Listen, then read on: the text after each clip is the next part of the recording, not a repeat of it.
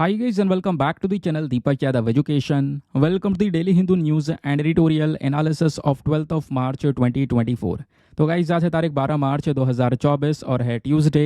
देखेंगे आज के द हिंदू कंप्लीट न्यूज़पेपर को एनालाइज करेंगे। बट लेक्चर में आगे बढ़ने से पहले अगर आपको इस लेक्चर का पीडीएफ चाहिए तो क्या करना है, सबसे पहले डाउनलोड करना है टेलीग्राम, देन उसके बाद जाके सर्च बॉक्स में टाइप करना दीपक यादव एजुकेशन यूपीएससी।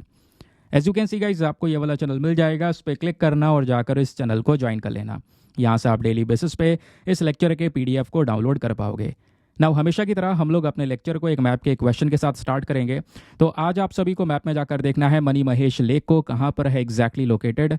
इसको अच्छे से मैप में देखना है, देन उसके बाद आकर नीचे कॉमेंट सेक्शन में टाइप करना, जिससे कि आप लोग इसको लंबे समय तक याद रख पाओगे।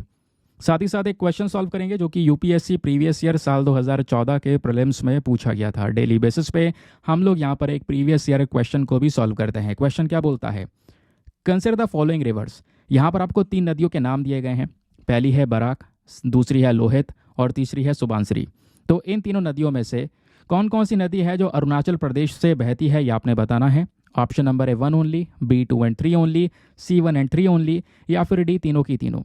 तो इसका सही आंसर सभी को नीचे कमेंट सेक्शन में देना है। एटलीस्ट सभी को इसमें पार्टिसिपेट करना है, जैसा मैं आप लोगों से डेली बेसिस पे बोलता हूँ। बाय द वे, इसका जो करेक्ट आंसर है वो मैंने आपको टेलीग्राम पर प्रोवाइड करवा दिया है, वहाँ से भी आप इसको चेकआउट कर सकते हो। और अगर वहाँ पर आंसर नहीं मिलता है तो भी कोई परेशान होने की ज़रूरत नहीं है, क्योंकि वीडियो के लास्ट में इसके करेक्ट आंसर का डिस्कशन हम लोग करेंगे। तो चलो शुभ आरंभ करते हैं और चलते हैं सबसे पहले थंबनेल वाले इंपॉर्टेंट आर्टिकल की तरफ।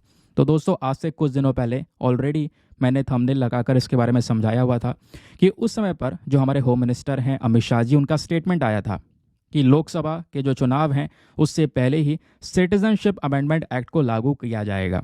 नाउ फाइनली दोस्तों, कल के दिन इंडिया में जो ये नागरिकता संशोधन अधिनियम है इसको लागू कर दिया गया है। अब कहाँ पे लागू हुआ है, कहाँ पर नहीं हुआ है, इसके बारे में सारी डिटेल्स को हम डिस्कस करेंगे। सरकार ने अभी सिटीजनशिप अमेंडमेंट एक्ट 2019 के जो भी नियम थे उसको इम्प्लीमेंट कर दिया है।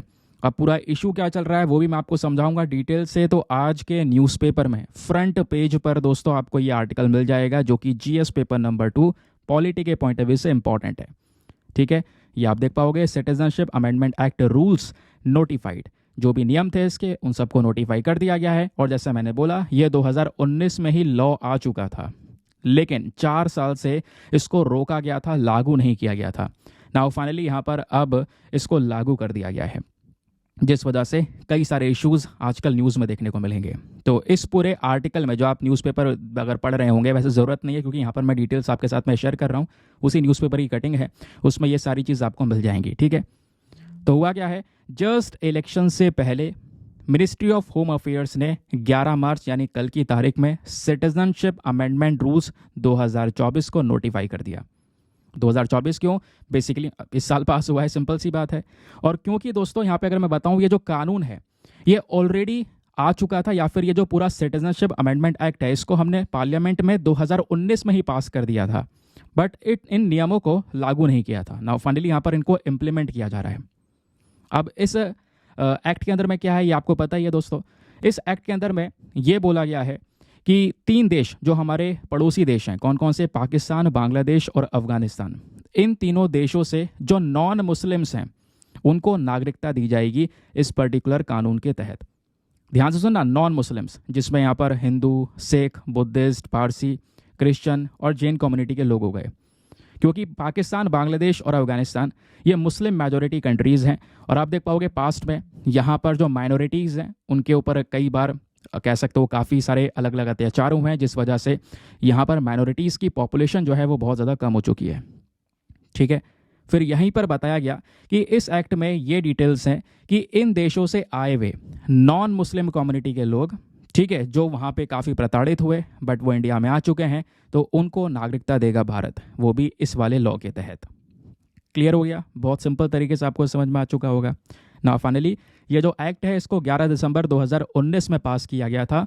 उस समय पर प्रेसिडेंट का पूरी तरह से अप्रूवल वगैरह सब कुछ मिल गया था, मतलब 2019 में 11 दिसंबर को पास हुआ, अगले दिन अप्रूवल मिल गया उसी साल में।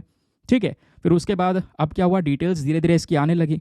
भाई अब इसको लागू करेंगे, अब इम्प्लीमेंट करेंगे, लेकिन धीरे धीरे यहाँ पर इसका एक्सटेंशन होता चला गया। नाउ फाइनली 4 साल बाद अब 2024 में इसको पूरी तरह से लागू किया गया।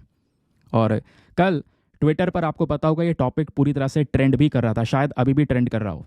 चाहे वो आप यहाँ पर देखोगे जो हमारे होम मिनिस्टर हैं अमित शाह जी, इन्होंने ट्वीट किया था इस पूरे मामले को लेकर, है ना। पीएम की साइट से यहाँ पर ट्वीट आपको देखने को मिल जाएगा इस पर्टिकुलर लॉ को लेकर। अब थोड़ा हम लोग इस लॉ को समझते हैं कि आखिरकार जो ये सिटीजनशिप अमेंडमेंट बिल है 2019, ये एग्जैक्टली है क्या, जो ये बिल लेकर आया गया था।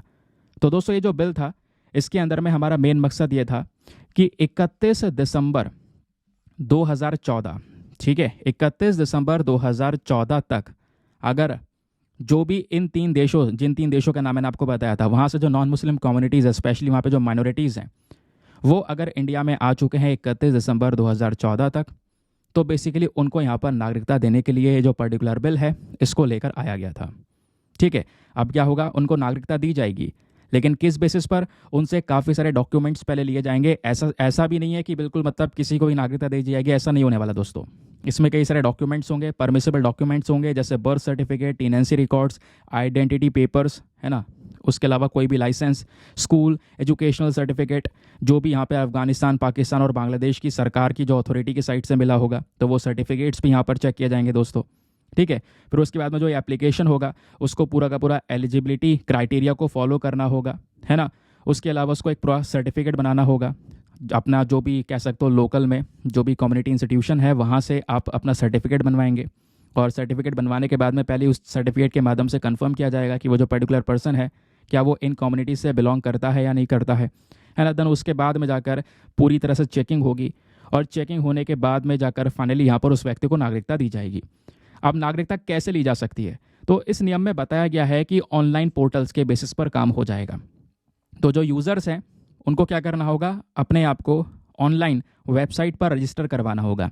वेबसाइट आपको देखने को मिल जाएगी indiancitizenship.online.nic.in करके, ये यहाँ की एक पोर्टल वेबसाइट तैयार की गई है।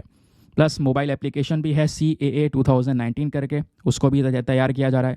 तो जितने भी डॉक्यूमेंट्स यहाँ पर होंगे, यानी जो भी नागरिकता चाहेगा मांगना, जो इंडिया की सिटीजनशिप चाह रहा होगा, तो पहले तो वो क्राइटेरिया जो मैंने आपको बताया वो फुलफिल करना होगा। ठीक है, फिर उसके बाद जो भी डॉक्यूमेंट्स होंगे अपनी फ़ोटोग्राफ के साथ में ऑनलाइन अपलोड करना होगा। फिर वो एप्लीकेशन प्रोसेस में चला जाएगा, उसको चेक किया जाएगा, उसकी सारी डिटेल्स चेक की जाएंगी। फिर एक सिक्योरिटी एजेंसी आएगी, वो यहाँ पर बैकग्राउंड डिटेल्स को चेक करेगी। देन फाइनली जाकर यहाँ पर ये जो नागरिकता है वो दी जाएगी। समझ गए? तो इस तरीके से पूरा प्रोसेस चलेगा। ऑनलाइन बेसिस पर सारे डेटाज यहाँ पर सबमिट होते हुए नजर आएंगे। ठीक है, बाकी दोस्तों यहाँ पर जो ये सिटीजनशिप लेने की पूरी एक कह सकते हो रिक्वेस्ट होगी, प्ली होगी, जैसे मैंने बोला ऑनलाइन वगैरह चलेगी। इसके लिए एक पूरी कमेटी भी होने वाली है ना। एक कह सकते हो डिस्ट्रिक्ट लेवल पर कमेटी होगी। उस कमेटी को सीनियर सुपरिटेंडेंट या फिर जो हमारे सुपरिटेंडेंट हैं वो यहाँ पर इसको हेड करेंगे। ठीक है, उस कमेटी के पास में भी मेजॉरिटी ऑफ रूल्स होंगे जो कि यहाँ पर आइडेंटिफाई करना है इस पर्टिकुलर केसेस को। क्लियर हो गया दोस्तों, ये बात आपको समझ में आ गई।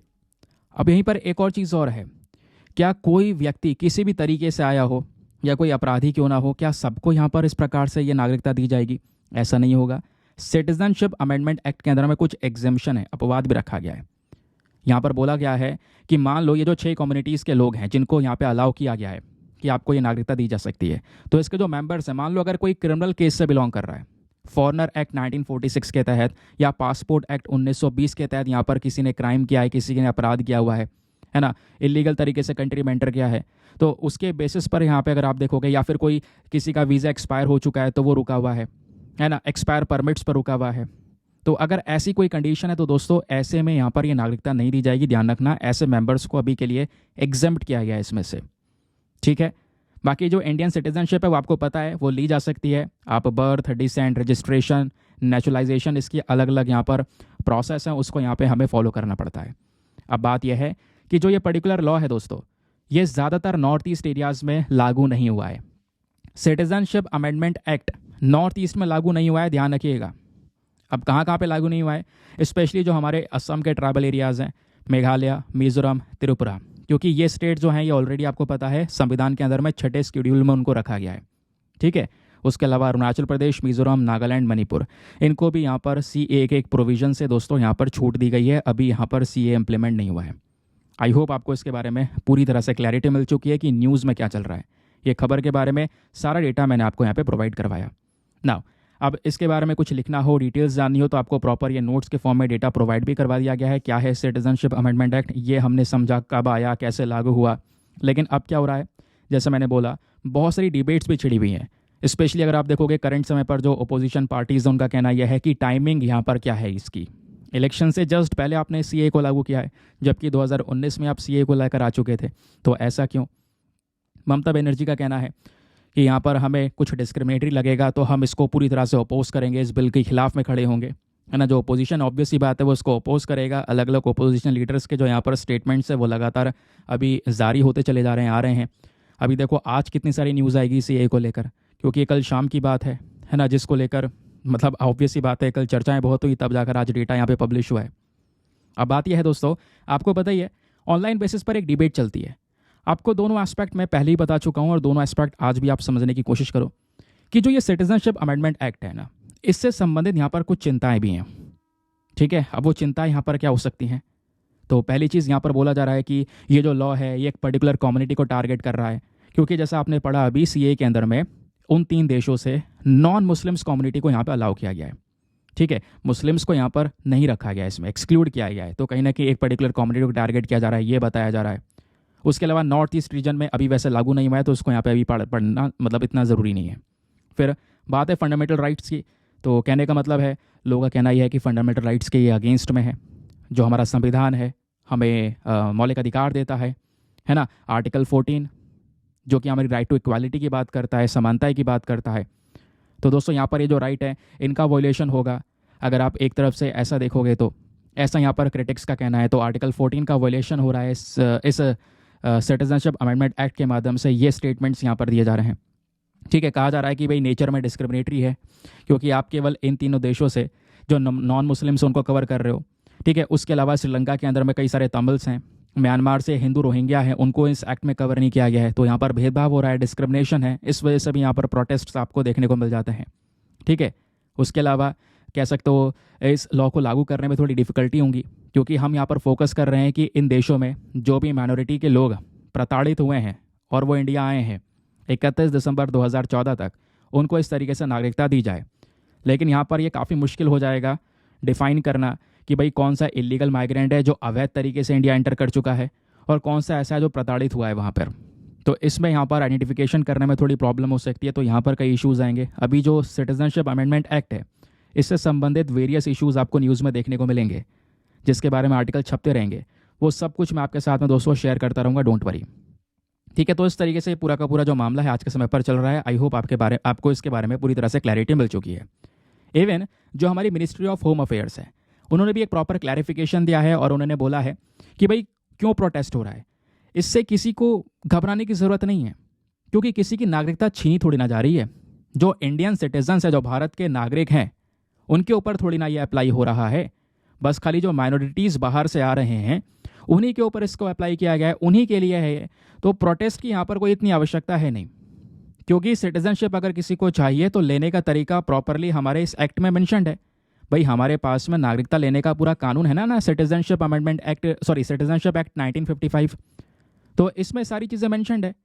जो क्राइटेरिया है, जो एलिजिबिलिटी है, आप उसको फॉलो करो, उसके बेसिस पर आप नागरिकता ले सकते हो। किसी को रोका थोड़ी ना जा रहा है। आपको यहाँ पर ये प्रॉपर सारे एलिजिबिलिटी क्राइटेरियाज को फॉलो करने होंगे जो हमारे लॉ में प्रोवाइडेड है। ठीक है, तो ये basically ministry of home affairs की साइड से एक क्लैरिफिकेशन दिया गया है। आई होप आपको इसके बारे में सारी चीज़ें अच्छे से क्लियर हो चुकी है। एग्जामिनेशन में कोई भी चीज़ आएगी आप आराम से उसको हैंडल कर पाओगे। ठीक है, चलिए आगे आते हैं आज के सेकेंड आर्टिकल पर। दोस्तों आज के अखबार में ये हमारा दूसरा टॉपिक होने वाला है और ये भी फ्रंट पेज पर ही मेंशन्ड है, जो कि बहुत इंपॉर्टेंट न्यूज़ है GS paper number 3 defence and technology के पॉइंट ऑफ व्यू से। तो भारत ने अभी अग्नि 5 बैलिस्टिक मिसाइल को टेस्ट किया है। और दोस्तों ये जो कहोगे हमारे पास तो ऑलरेडी थी अग्नि 5 मिसाइल, तो हमने अभी क्या टेस्ट किया, ध्यान से सुनना। ये वो वाली मिसाइल है जिसमें मल्टीपल वॉरहेड वाली टेक्नोलॉजी है। मल्टीपल वॉरहेड वाली टेक्नोलॉजी को हम बोलते हैं MIRV मिसाइल। तो दोस्तों क्वेश्चन बन सकते हैं बहुत सारे। जो अभी अग्नि मिसाइल की टेस्टिंग की गई है वो केवल अग्नि नहीं है, वो अग्नि MIRV मिसाइल है जिसकी टेस्टिंग की गई है। पीएम मोदी ने, जो DRDO के साइंटिस्ट हैं, यानी defence research and development organisation के साइंटिस्ट हैं जिन्होंने ये डेवलप किया है, उनकी काफ़ी प्रशंसा की है कि इंडिया ने पहला इस प्रकार का मिसाइल बनाकर इसको प्रॉपरली टेस्ट किया। और ध्यान रखिएगा, ये जो काम किया गया है एक मिशन के अंडर में किया गया है जिसका नाम है मिशन दिव्यास्त्र। क्वेश्चन आपसे यहाँ से ही बन सकता है कि मिशन दिव्यास्त्र किस चीज़ से संबंधित है। तो मिशन दिव्यास्त्र अग्नि MIRV मिसाइल से संबंधित है। इस मिशन के तहत इस मिसाइल को तैयार किया गया। ये आप देख पाओगे, PM मोदी का ट्वीट है जहाँ पर इन्होंने कल मेंशन किया, proud of our DRDO scientist for mission Divyastra, the first flight test of indigenously developed Agni 5 missile with MIRV technology. MIRV की फुल फॉर्म क्या है, ये भी क्वेश्चन बन सकता है। इसकी फुल फॉर्म है multiple independently targeted re entry vehicle. क्या है मतलब, मैं आपको बढ़िया तरीके से और सिंपल तरीके से समझाऊंगा जिसमें कन्फ्यूजन ना हो, क्योंकि कई बार यहाँ पर इसमें लोगों को कन्फ्यूजन क्रिएट हो जाता है। तो मैं आपको इसके बारे में बताने की कोशिश करूंगा, ठीक है। तो न्यूज़ क्या चल रही है, मामला क्या चल रहा है, यहाँ तक तो मैंने आपको बता ही दिया है।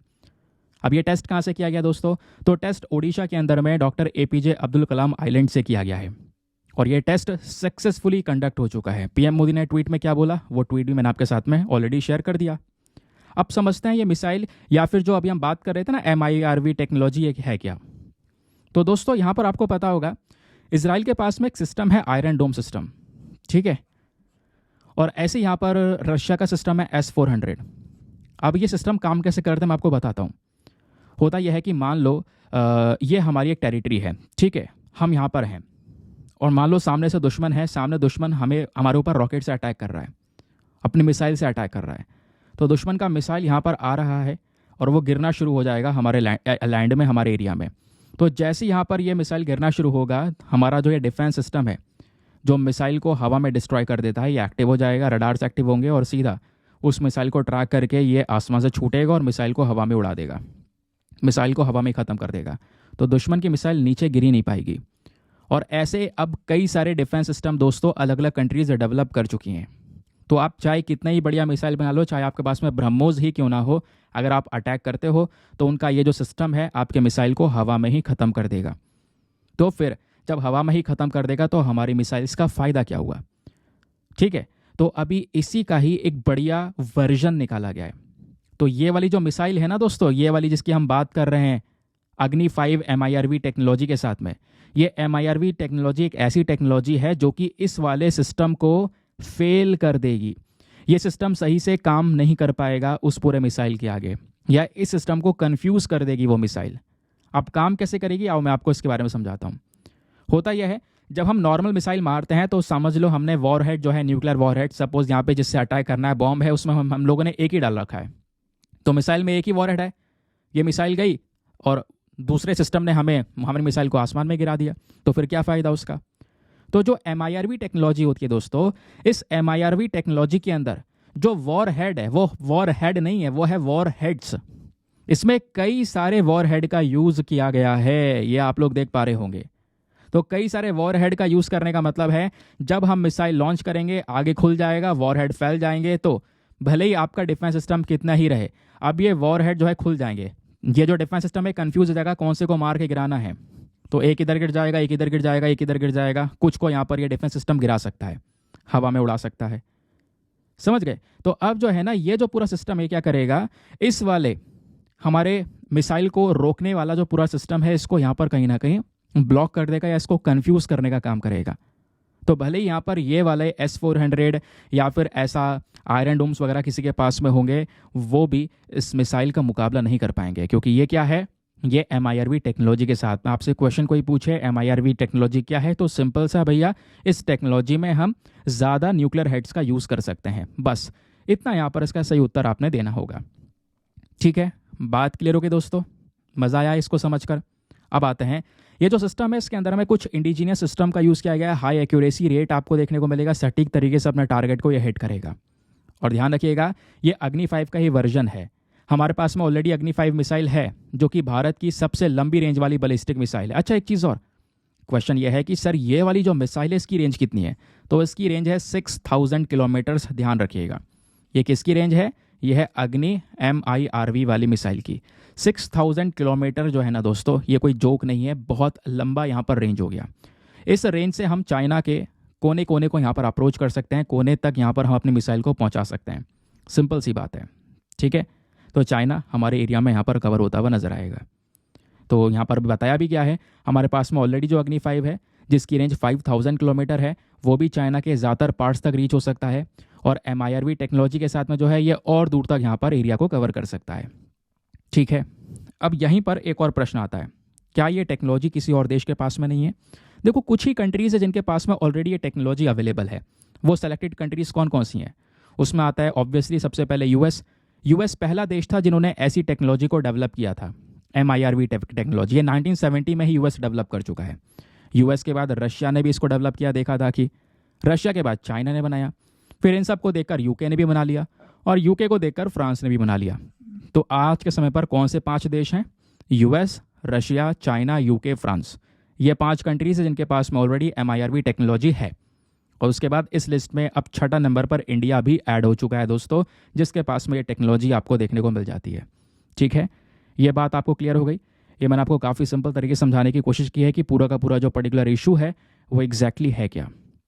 चलिए आगे आते हैं, और ध्यान रखिएगा अब यहीं पर मैं कुछ और चीज़ें बताता हूँ। जब हम बात करते हैं अग्नि मिसाइल की, यहाँ पर अग्नि 5 का ही तो वर्जन है ये। तो अग्नि मिसाइल हो गई, पृथ्वी मिसाइल हो गई, त्रिशूल का नाम सुना होगा आपने। तो ये जो मिसाइल्स है दोस्तों, इसको हमने एक प्रोग्राम के थ्रू डेवलप किया था।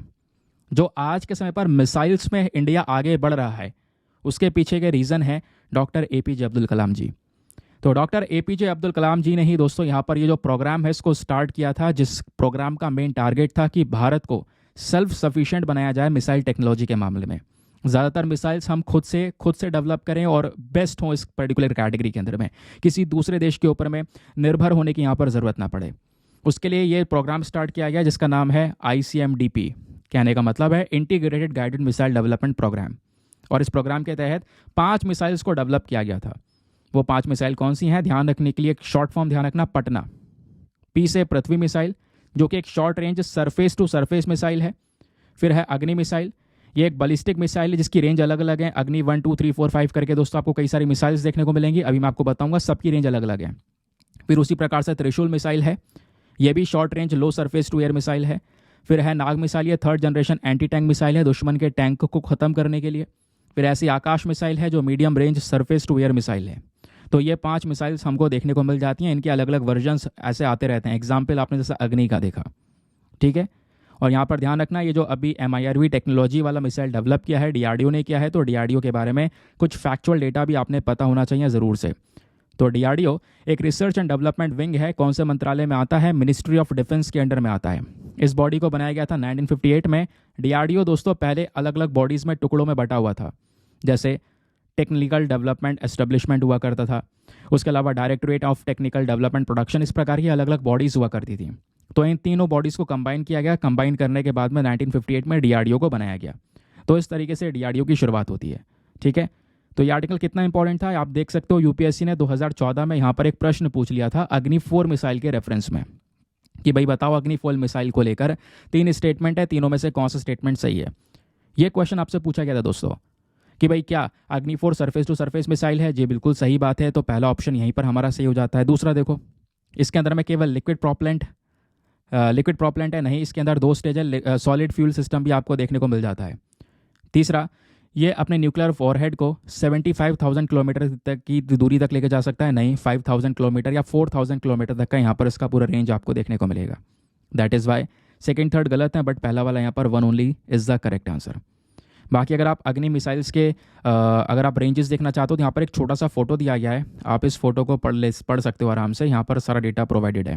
फॉर एग्जांपल अग्नि 1 जो है इसकी रेंज है 700 से 1200 किलोमीटर। उसके अलावा इस तरीके से यहाँ पर अग्नि 2 है, 3 है, 4 है, 5 है ना। इसकी स्टेज देखोगे इस तरीके से 3 स्टेजेस आपको यहाँ पर नज़र आती हैं अग्नि 5 में स्पेशली, है ना। तो ये स्टेजेस भी इसकी यहाँ पर दी गई हैं। चलिए आगे आते हैं उसके बाद में नेक्स्ट एक और इम्पॉर्टेंट आर्टिकल की तरफ।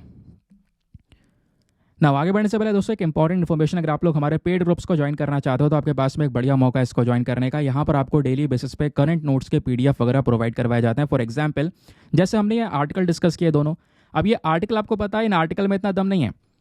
आर्टिकल से ज़्यादा इंपॉर्टेंट क्या, ये पीछे का इसका बैकग्राउंड डेटा। ये सारा डेटा दोस्तों आपको एक PDF के फॉर्म में, स्पेशली नोट्स के फॉर्म में प्रोवाइड करवाए जाते हैं, ठीक है। एक ऐसा PDF आपको इस ग्रुप में दिया जाता है जो प्रिंटेबल फॉर्म में होता है, जिसका आप प्रिंट आउट वगैरह निकलवा सकते हो। और ये PDF हिंदी और इंग्लिश दोनों मीडियम में होता है। तो दोनों मीडियम के एस्पिरेंट्स के लिए एक सबसे बड़ा बेनिफिट ये मिल जाता है। दूसरी चीज़, इस ग्रुप में सारा कंटेंट सिक्योर रहता है दोस्तों। ऐसा नहीं आपने पीडीएफ कलेक्ट करते रहना पड़ेगा, इधर उधर स्टोरेज के इश्यूज़ आते हैं, वो सारे इश्यूज़ आपके ख़त्म हो जाते हैं क्योंकि इस ग्रुप में सारा कंटेंट सिक्योर रहता है। पीडीएफ डेट वाइज पड़ी हुई है, किसी भी तारीख की पीडीएफ उठाओ, डाउनलोड करो, पढ़ो, डिलीट करो, अनलिमिटेड ऑप्शंस आपके पास में अवेलेबल हैं। दूसरी चीज़, ऐसा नहीं कि आज अगर आप ग्रुप ज्वाइन करोगे तो केवल आज से पीडीएफ मिलेंगे। आप आज भी ज्वाइन करोगे तो सारे पीडीएफ्स पुराने भी मिलेंगे और आज से जो रेगुलर मिलेंगे वो ऑब्वियस सी बात है चलते रहेंगे, ठीक है। और दोस्तों यहाँ पर एक चीज़ ये देखने को मिलती है, क्योंकि जब हम लोग यूपीएससी की प्रिपरेशन कर रहे होते हैं, आजकल किसी भी एग्जाम की प्रिपरेशन कर रहे होते हैं, तो जो करंट अफेयर्स है वहाँ पर 2, 4, 6 महीने की बात नहीं है, आपको 1.5 से 2 साल का करंट अफेयर कवर करके चलना पड़ेगा, स्पेशली फॉर यूपीएससी। तो ये सारा करंट अफेयर का कंटेंट, स्टोरेज का इशूज़, इन सब चीज़ों से बचा लेता है आपको ये पेड ग्रुप। और इस पेड ग्रुप को ज्वाइन करने का जो फ़ी पेमेंट है वो बहुत ही मिनिमम है, just 499 for the lifetime access. या जब तक आपका सिलेक्शन ना हो जाए तब तक आप 499 में इस ग्रुप को ज्वाइन करके रख सकते हैं, ठीक है। अब दोस्तों इस ग्रुप को ज्वाइन करने के लिए क्या करना होगा, आपने व्हाट्सएप पर जाना है। यहाँ पर आपको एक नंबर दिया गया है 8534873368। इस नंबर पर मैसेज कर देना कि हाँ I want to join this group, इस प्रकार का मैसेज कर देना। वहाँ पर आपको रिप्लाई दिया जाएगा, पेमेंट का प्रोसेस दिया जाएगा, और पेमेंट के प्रोसेस से ज़्यादा इंपॉर्टेंट आपको डेमो वीडियो का लिंक भी दिया जाएगा। आप पूरे डेमो वीडियो को चेक कर सकते हो कि मुझे किस तरीके से फ़ायदे होंगे। अपना आपको सेटिस्फाई करने के बाद में जाकर वो इन्वेस्टमेंट आप अपना कर सकते हैं, ठीक है। बाकी दोस्तों यार मेक श्योर क्या करो, वीडियो पे जो लाइक का बटन है उसको प्रेस कर दिया करो। 5000 लाइक्स का हमारा टारगेट होता है, जिसको प्लीज़ आप अचीव करवा सकते हैं। चलिए आते हैं एक और इम्पॉर्टेंट आर्टिकल की तरफ। आज के न्यूज़पेपर में पेज नंबर 5 या 6 पर चले जाना, ये आर्टिकल भी आपको मिल जाएगा और ये एग्ज़ाम के लिए बहुत इंपॉर्टेंट है। तो दोस्तों अभी पता होगा हम लोगों के ने एक टनल बनाया है जिसका नाम है सेला टनल। तो इंडिया में दोस्तों एक सेला टनल तैयार किया गया है अरुणाचल प्रदेश के अंदर में। तो पीएम नरेंद्र मोदी अभी यहाँ पर उस टनल पर विजिट भी किए। जब वो विजिट करने गए अरुणाचल प्रदेश तो चाइना ने दोस्तों इसका बहुत ही ज़्यादा क्रिटिसिज्म किया है। चाइना ने बहुत आलोचना की है। चाइना ने बोला है भारत ये सही नहीं कर रहा है। अभी मैं इसके बारे में बहुत डिटेल्स भी शेयर करूँगा, डोंट वरी। तो सेला टनल का बहुत बड़ा महत्व है दोस्तों, जो कि आपने पता होना चाहिए। ये टनल कहाँ पर बनाई गई है, अरुणाचल प्रदेश के अंदर में, जो कि तवांग और वेस्ट कामांग वाले एरिया को कवर करेगी, जोड़ेगी, ठीक है। क्योंकि अभी इनके बीच में जो जोड़ने का रास्ता है वो केवल एकमात्र सड़क है, जहाँ पर बहुत दिक्कतें होती हैं। तो वो सड़क की जगह यहाँ पर पहाड़ काट के एक टनल बनाया गया। इस तरीके से आप देख पाओगे टनल, ये नज़र आ रहा होगा सेला टनल, जो कि पहाड़ों के अंदर से जा रहा है। इससे रास्ता कम भी हो जाएगा, कम समय में यहाँ पर ये ट्रैवल कर पाएंगे, दोनों एरिया को जोड़ देगा। हमारे इंडियन आर्मी के लिए बहुत बड़ा सपोर्ट मिलेगा। चाइना के बॉर्डर पर पहुँचने के लिए हमारे पास में कई सारी सुविधाएँ हो जाएंगी, बहुत आसानी हो जाएगी। जो हमारी सेना है वो तेज़ गति से चाइना की बॉर्डर तक पहुंच सकेगी दोस्तों। तो चाइना को हम बराबर जवाब दे सकेंगे। इस टनल का इंपॉर्टेंट रोल है, ठीक है। अब ये स्ट्रैटेजिक इंपॉर्टेंस डिस्कस करेंगे, लेकिन पहले इस आर्टिकल के बारे में डीपली जान लेते हैं। जब आप आर्टिकल पढ़ोगे तो ये सारा डेटा इस आर्टिकल में मिल जाएगा, उसकी कटिंग्स हैं। तो दोस्तों चाइना ने 11 मार्च यानी कल के दिन की बात कर रहे हैं, कल यहाँ पर इन्होंने मुद्दा उठाया और प्रधानमंत्री नरेंद्र मोदी की जो हाल ही में विजिट हुई थी अरुणाचल प्रदेश में, उसका मुद्दा उठाया। उसको लेकर यहाँ पर ये खुश नहीं है चाइना कि आखिरकार क्यों अरुणाचल प्रदेश को इस तरीके से ध्यान में रखा जा रहा है। क्यों, मैं आपको बताऊँ रीज़न क्या है। रीज़न यह है कि चाइना ये मानता है कि अरुणाचल प्रदेश उसका हिस्सा है। चाइना बोलता भी है, कई बार अरुणाचल प्रदेश के आसपास के जो गांव हैं वहाँ पर चाइना ने अपने हिसाब से नामकरण कर रखा है, अपने हिसाब से नाम रख रखे हैं वहाँ पर, जबकि अरुणाचल प्रदेश टेरिटरी इंडिया की है और आगे भी रहने वाली है, उसमें चाइना कुछ कर नहीं सकता। लेकिन इस तरीके के स्टेटमेंट्स ये देते रहते हैं, क्योंकि आपको पता है जो तिब्बत है ऊपर, तिब्बत और चाइना ने ऑलरेडी पूरा कब्जा रखा है। चाइना ये कहता है कि अरुणाचल प्रदेश तिब्बत का हिस्सा हुआ करता था, इस वजह से अरुणाचल प्रदेश पूरा हमें मिलना चाहिए। और इस वजह से कई बार आपको पता है अरुणाचल प्रदेश में इंडिया चाइना के बीच में डिस्प्यूट्स हुए, स्टैंड ऑफ भी चले हैं, ठीक है। तो पीएम मोदी स्पेशली 9 मार्च को गए थे वहाँ पर और इस पूरे टनल का उद्घाटन किया था, जिस वजह से मामला चर्चाओं में आया। तो इस टनल से दोस्तों जो लाइन ऑफ एक्चुअल कंट्रोल है उसके ऊपर हमारी पकड़ और मजबूत हो जाएगी। तवांग और कामेंग डिस्ट्रिक्ट के बीच में जो कनेक्टिविटी है वो बेहतरीन हो जाएगी।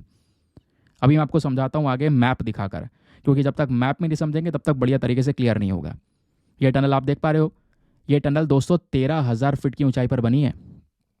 ये जो गुफा आपको दिख रही है, जो कि 2 टनल्स यहाँ पर तैयार की गई हैं, ध्यान रखिएगा। अभी ये वाला मैप देखो, एक सेकेंड रुको, ये वाला, ये इंडिया का मैप हुआ।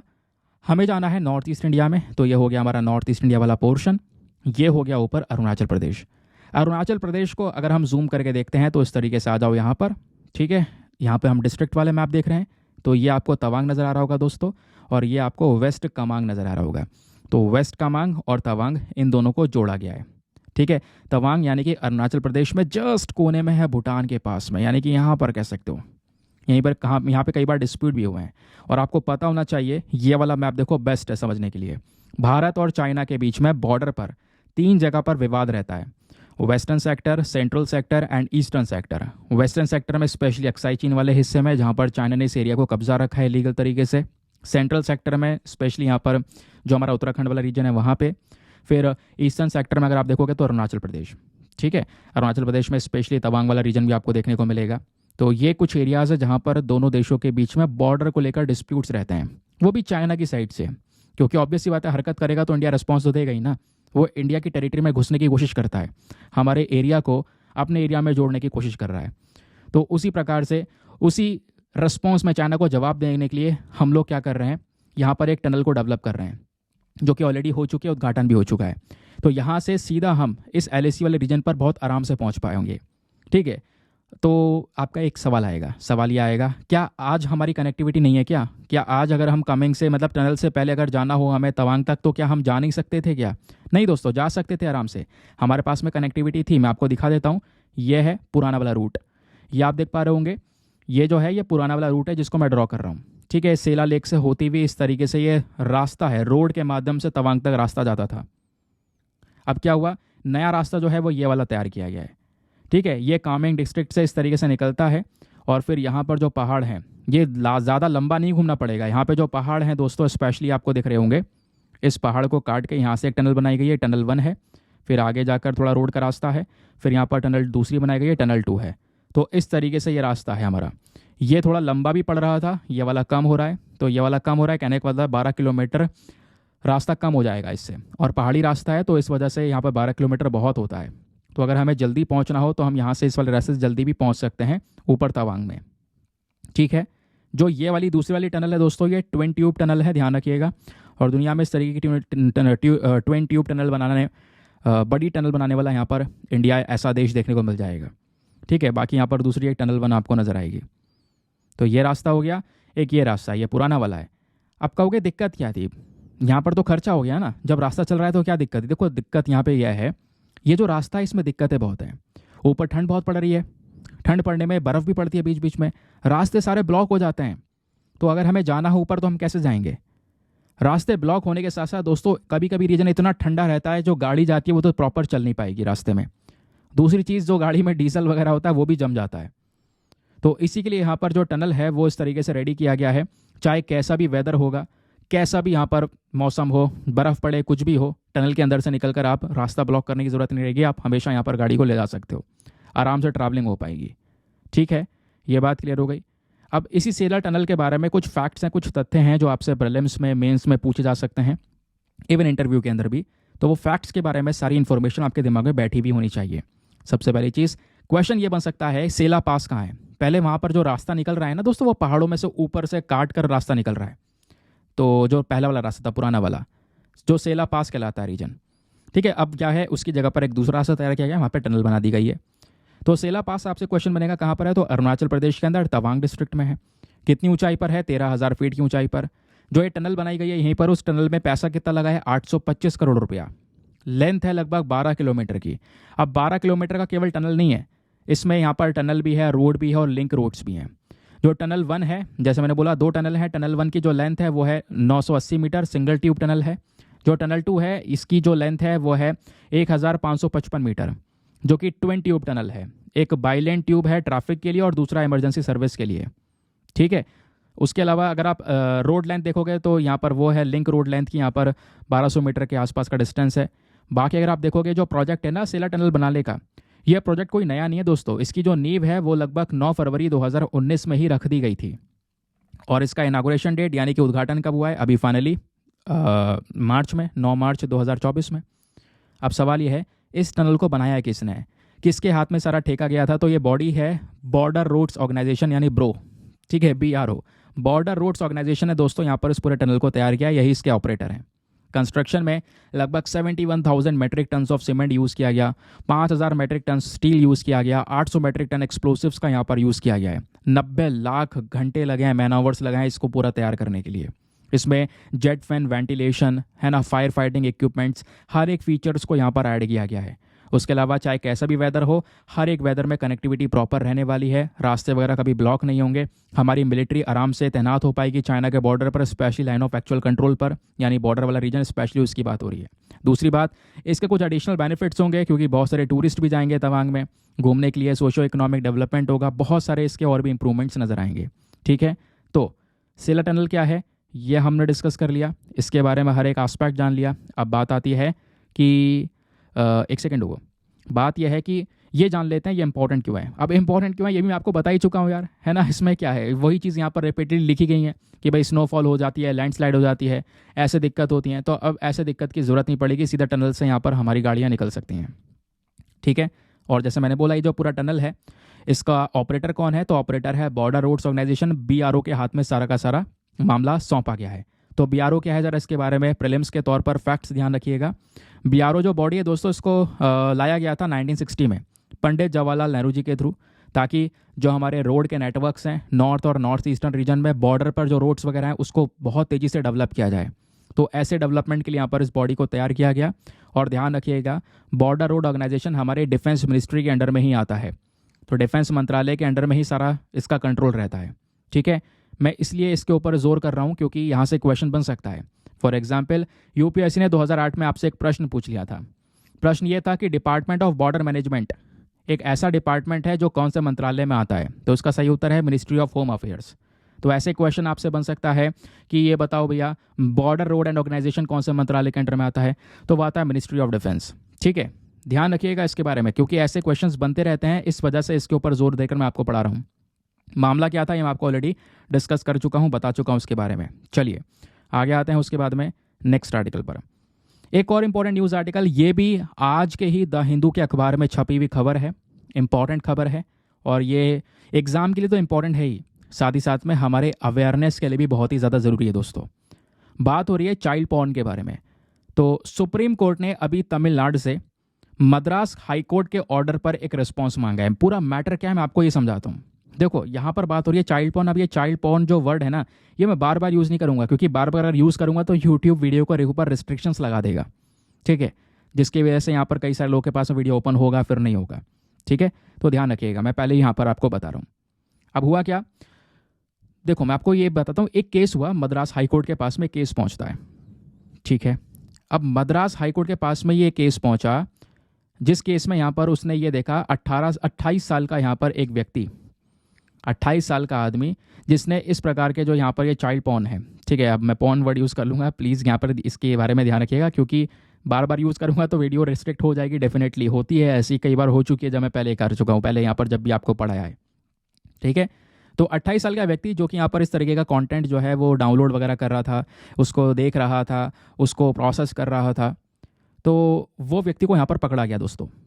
और पकड़ने के बाद में यहाँ पर वो केस पहुँचा मद्रास हाई कोर्ट के पास में, और मद्रास हाई कोर्ट ने उसके ऊपर जो FIR वगैरह थी, जो क्रिमिनल प्रोसीडिंग्स थी, वो सब खारिज कर दी। मद्रास हाई कोर्ट ने बोला कोई ज़रूरत नहीं है। मद्रास हाई कोर्ट ने इवन ये तक बोल दिया कि इस प्रकार का कंटेंट जो है ना, इसको वो प्राइवेटली तो देख रहा था, तो प्राइवेट देखना इज़ नॉट एन ऑफेंस। ये बात मद्रास हाई कोर्ट की साइड से एज अ स्टेटमेंट दी गई कि डाउनलोड करना या प्राइवेट तो देख रहा था वो, प्राइवेटली देखने में इसको ऑफेंस आप कैसे कह सकते हो, कैसे अपराध है। अब क्या हुआ दोस्तों कि भाई इस वाले जजमेंट पर तो कई सारे लोग पूरी तरह से भड़क भी गए। फॉर एग्जाम्पल, एक बॉडी है, एक NGO है जिसका नाम है just rights for children alliance, बच्चों के लिए यहाँ पर ये संगठन काम करता है। अब ये पहुँच गए तमिलनाडु सरकार के पास में, और इन्होंने यहाँ पर कह सकते हो मद्रास हाई कोर्ट के खिलाफ में एक पिटीशन भी जारी किया है। फिर वो पिटीशन सुप्रीम कोर्ट भी लेकर गई है, और पिटीशन में सुप्रीम कोर्ट के पास जो पिटीशन गया, तो सुप्रीम कोर्ट ने अब यहाँ पर जवाब मांगा है तमिलनाडु की सरकार से कि भाई आप ये बताओ कि भाई जो मद्रास हाई कोर्ट ने ये स्टेटमेंट दिया है ये क्यों दिया है, उसके पीछे का रीज़न क्या है, इसके बारे में जवाब मांगा है सुप्रीम कोर्ट ने। तो सुप्रीम कोर्ट भी कहीं ना कहीं दोस्तों इस जजमेंट के खिलाफ आपको देखने को मिलेगा ज़रूर से, जो कि होना भी चाहिए। क्योंकि इस तरीके से, क्योंकि ये जो NGO है ना, ये NGO क्या करता है, बच्चों को सेक्सुअल एक्सप्लॉयटेशन से बचाने का काम करता है, चाइल्ड मैरिज को रोक रहा है, चाइल्ड ट्रैफिकिंग को यहाँ पर रोकने का काम कर रहा है। तो बच्चों के डेवलपमेंट के लिए, उनके विकास के लिए बॉडी काम कर रही है। इस बॉडी को डेफिनेटली बुरा लगेगा अगर मद्रास हाईकोर्ट कोई ऐसा स्टेटमेंट देगा कि भैया ऐसा कंटेंट देखना ऑफेंस नहीं है, क्योंकि सिंपल सी बात है, अगर आप इस चीज़ में छूट दोगे तो इसकी जो डिमांड है वो इंक्रीज़ होगी। जो ये चाइल्ड पोर्नोग्राफी है इसकी डिमांड इंक्रीज़ होगी, लोग और ज़्यादा इंकरेज होंगे। ठीक है, फिर इसमें यहाँ पर इनोसेंट चिल्ड्रन को और इस इंडस्ट्री में ढकेला जाएगा, तो इससे जो मामला है और ख़तरनाक हो जाएगा। तो हमें ये स्टेटमेंट देने से रुकना चाहिए था, बट मद्रास हाईकोर्ट का स्टेटमेंट ये गलत है। बट कहने का मतलब है मद्रास हाईकोर्ट ने कुछ स्टेटमेंट दिए। हाईकोर्ट ने बोला कि हम किसी व्यक्ति के खिलाफ ऐसे, अगर वो ऐसा कंटेंट डाउनलोड कर रहा है तो वो ऑफेंस नहीं होगा, section 67B of the information act 2000 के तहत। इवन मद्रास हाईकोर्ट ने उस समय पर यह भी बोला था कि आप केरला हाईकोर्ट का जजमेंट देख लो, एक पुराना जजमेंट रेफर किया इन्होंने बोला उस समय पर भी बोला गया था ये जो कंटेंट प्राइवेट अगर कोई देख रहा है वो ऑफेंस नहीं होगा आईपीसी के सेक्शन 292 के तहत। तो जो पटिशनर्स हैं उनका कहना यहाँ पर यह है कि भाई हमें इसके ऊपर ध्यान देना होगा। सुप्रीम कोर्ट ने खैर अभी यहाँ पर मांगा है स्टेटमेंट, और इस केस को वापस से 5 अप्रैल को खोला जाएगा। तो 5 अप्रैल में सुप्रीम कोर्ट इसकी सुनवाई करेगा। ठीक है, और आशा करते हैं हम सभी लोग कि इसको पूरी तरह से बैन किया जाए। जो यहाँ पर मद्रास हाईकोर्ट का स्टेटमेंट है, ऑब्वियस सी बात है, चेंज होना चाहिए, क्योंकि जो ये पिटिशनर है दोस्तों, उनका कहना यह है कि भाई इस प्रकार के चाइल्ड पोर्नोग्राफी के जो केसेस है वो एक तरफ इंक्रीज हो रहे हैं और दूसरी तरफ आप ऐसा स्टेटमेंट दे रहे हो, क्योंकि 2018 में ऐसे 44 केसेस थे और 2022 में केसेस बढ़कर 1171 हो गए एज पर दी नेशनल क्राइम रिकॉर्ड्स ब्यूरो। तो एक ऑफिशियल डेटा के अकॉर्डिंग बताया गया है। तो हमें इस चीज़ के ऊपर में बहुत ही ज़्यादा ध्यान रखना होगा। नाउ ये तो हो गया हमारा न्यूज़पेपर का आर्टिकल। अब मैं आपको थोड़ा सा इसके पीछे का बैकग्राउंड डेटा देता हूँ ताकि आप एग्जाम में अगर कुछ क्वेश्चंस आते हैं तो आप उसको हैंडल कर पाओ। तो दोस्तों ये स्पेशली ये वाली पोर्नोग्राफी होती क्या है, नाम से पता चल रहा है इसमें बच्चों को इन्वॉल्व किया जाता है। ये इंडस्ट्री वैसी बहुत खतरनाक है। अब इसमें यहाँ पर इसी इंडस्ट्री की वजह से कह सकते हो कि विमेन एक्सप्लॉयटेशन कई बार होता है, ट्रैफिकिंग होती है। अब जो लोग यहाँ पर इसमें इन्वॉल्व होते हैं ना, जो इस प्रकार से कह सकते हो पॉर्न एडिक्ट होते हैं, इन चीज़ों को देख रहे हैं, वो ना बहुत गलत चीज़ों को बढ़ावा दे रहे हैं, क्राइम्स को बढ़ावा दे रहे हैं, क्योंकि जो पैसा जनरेट हो रहा है इस इंडस्ट्री के पास में, उस पैसे को ट्रैफिकिंग वगैरह में यहाँ पर यूज़ किया जा रहा है, तस्करी में यूज़ किया जाता है। ठीक है, तो अगर यहाँ पर इस इंडस्ट्री में बच्चे को भी ढकेलोगे तो वो यहाँ पर ये कहलाएगा। ठीक है, यहाँ पर बच्चे का एब्यूज़, बच्चे का सेक्सुअल एक्सप्लॉयटेशन हो रहा है।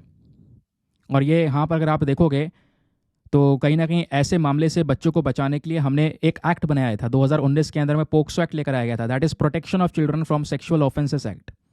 और इस एक्ट ने ऑलरेडी यहाँ पर डिफाइन कर दिया था इस प्रकार की जो पोर्नोग्राफी है ये देखना बिल्कुल गैर कानून है। चाहे आप सर्च भी करोगे तब भी पकड़े जाओगे, रडार में आओगे।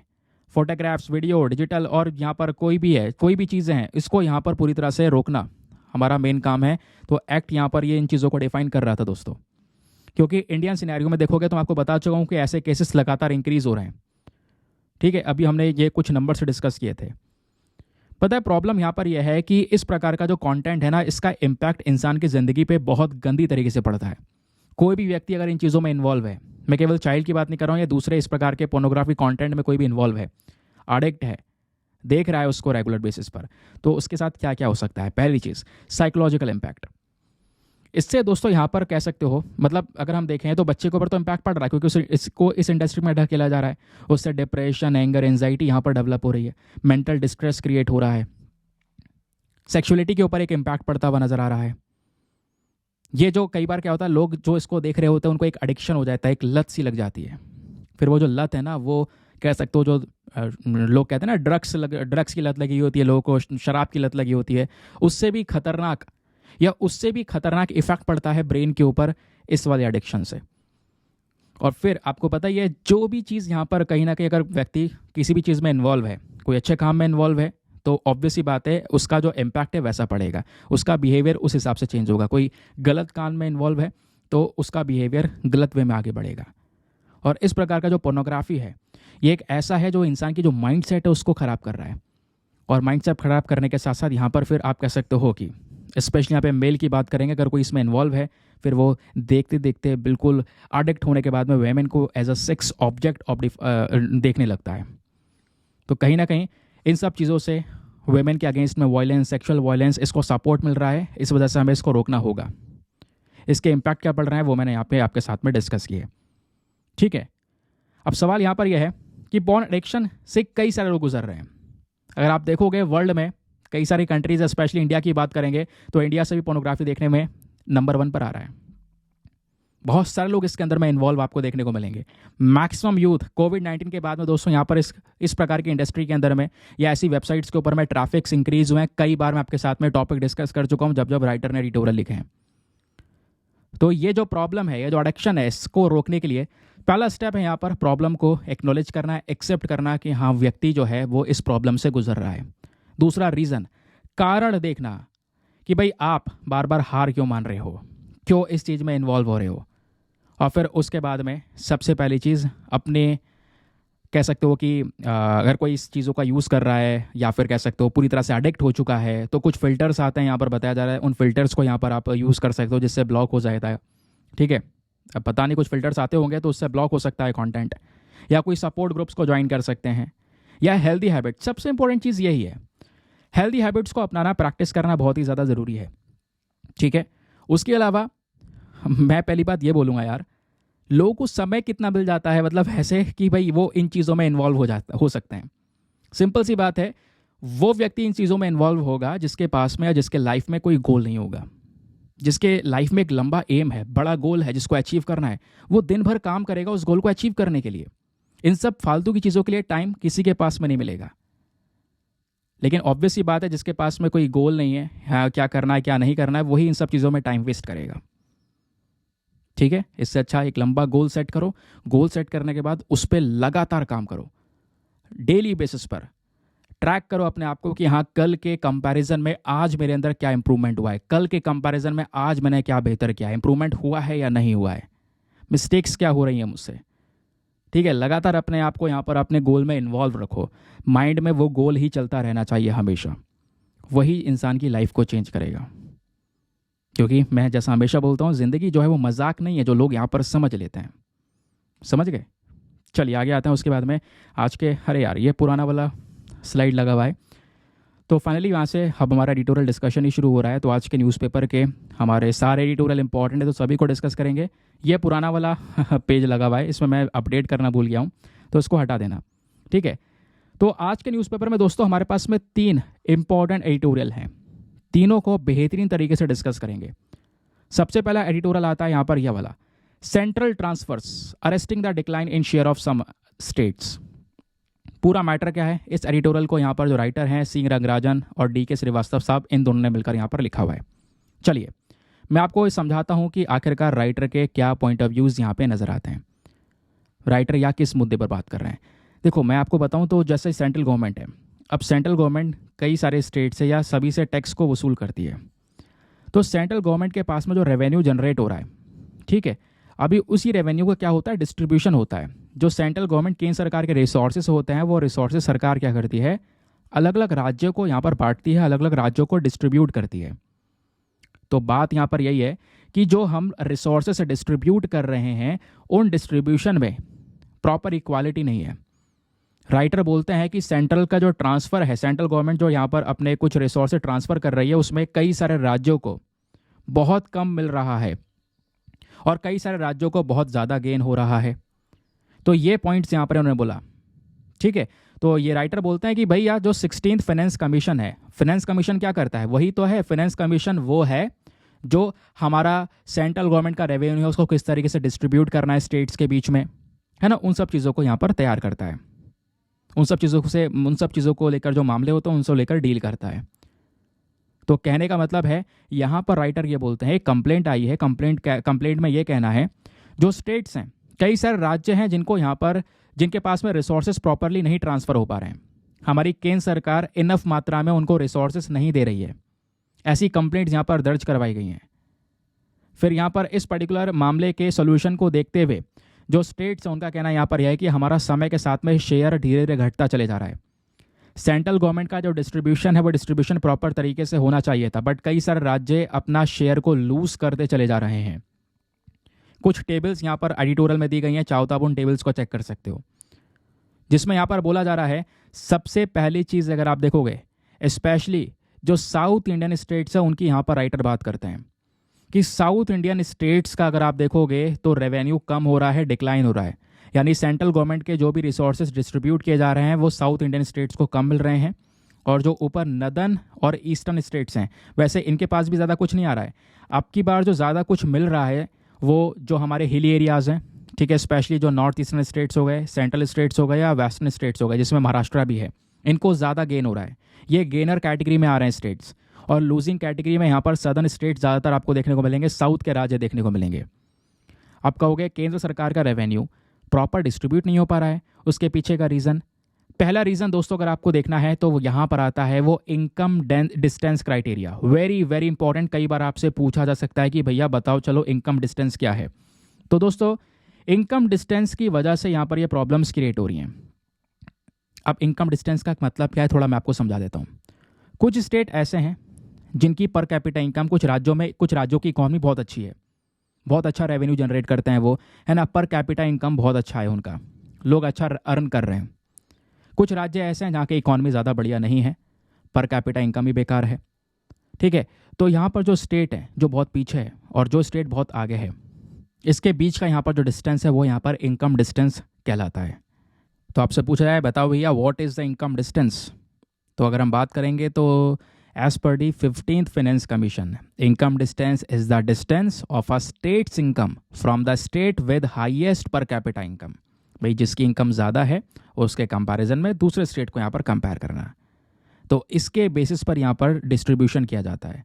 अब ये डिस्ट्रीब्यूशन कैसा है, तो भाई यहाँ पर बोला जा रहा है, फॉर एग्जांपल बात करेंगे तमिलनाडु की, ठीक है, तो तमिलनाडु में यहाँ पर उनकी इकॉनमी काफ़ी ज़्यादा है, इकॉनमी ग्रो की है। केरला की बात करेंगे तो जो साउथ इंडियन स्टेट्स है, कर्नाटका की बात करेंगे तो यहाँ पर इनकम ज़्यादा है।